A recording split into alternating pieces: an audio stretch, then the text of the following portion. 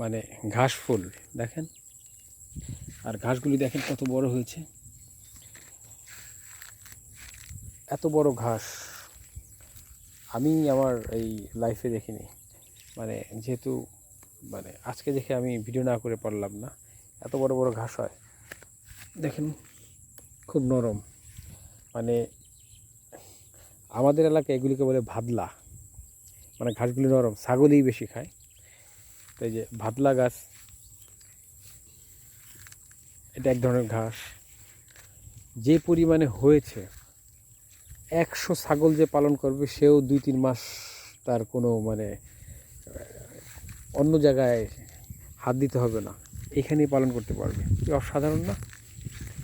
তো এখানে আসলে আমার যেটা মনে হয়, চর এলাকায় জমি আছে, আবার এখানে অনেক সম্ভাবনা আছে, কিন্তু এখানে যে জ্ঞান এবং মানুষের কর্মদক্ষতা, মানে জমির জন্য, এই দুটাকে একই রেখায় আনার মতো লোক নেই।